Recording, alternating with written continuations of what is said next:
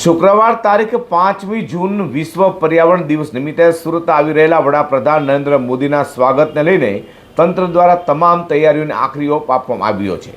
તે કોંગ્રેસ દ્વારા વડાપ્રધાનની સુરત મુલાકાત પહેલા જ વડાપ્રધાન નરેન્દ્ર મોદીએ સુરત માટે કરેલા વાયદાઓ પૂર્ણ કરવાની માંગ સાથે સમય આપવા માંગ કરી છે। દેશના યશસ્વી વડાપ્રધાન નરેન્દ્રભાઈ મોદી આવતીકાલ તારીખ 5મી જૂન શુક્રવારના રોજ વિશ્વ પર્યાવરણ દિવસે સુરત આવી રહ્યા હોય જેની તમામ તૈયારીઓને તંત્ર દ્વારા આખરી ઓપ અપાયો છે।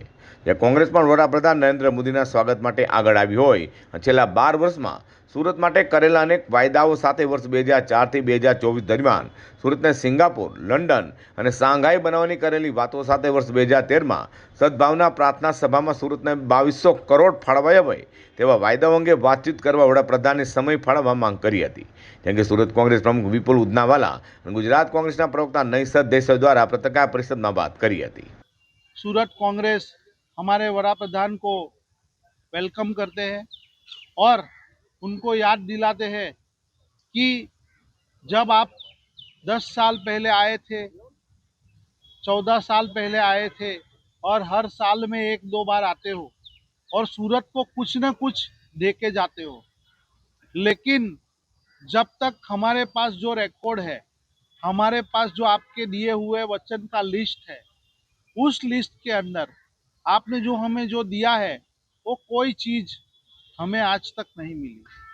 और आपने जो वादा किया था सद्भावना यात्रा या सद्भावना, आपने यहाँ पे एक समारोह किया था, तब 2200 करोड़ का वादा किया था। हम सूरत शहर को सिंगापुर बनाने के लिए 2200 करोड़ देंगे, लेकिन आज तक 1 रुपया नहीं मिला। हमें कहा गया, आपकी तरफ से कहा गया था भाषण के अंदर, मैं सूरत को लंदन बनाऊंगा, मैं सूरत को सिंगापुर बनाऊंगा, मैं सूरत को शंघाई बनाऊंगा, मैं सूरत को ऐसा पूरे विश्व के अंदर चमकता हुआ देखना चाहता हूँ, सूरत के लोगों के लिए ये करना चाहता हूँ। लेकिन सूरत की सूरत वही है जो आपके आने से पहले थी और आप अभी बड़ा प्रधान हो तब वही है। 10 साल से सूरत बदला नहीं है। सूरत में जो भी हो रहा है वो सूरत के लोगों ने किया है, सूरत के लोगों की वजह से हो रहा है, लेकिन आज तक आपका एक भी वादा पूरा नहीं हुआ है। आप भाषण करके चले जाते हो।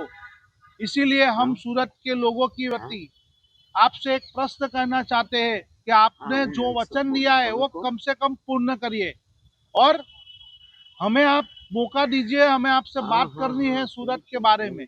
सूरत के लोगों ने जो प्रश्न मांगे हैं, सूरत के लोगों के जो वचन है वो उसके बारे में हम आपसे बात करना चाहते हैं। ત્યારે હવે જોવું રહ્યું કે સુરત કોંગ્રેસ દ્વારા વડાપ્રધાનનું સ્વાગત કરવામાં આવે છે કે કેમ અને સ્વાગત પછી વડાપ્રધાને સુરત કોંગ્રેસના આગેવાનો મળી શકશે કે કેમ તેવા સવાલો ઊભા થયા છે।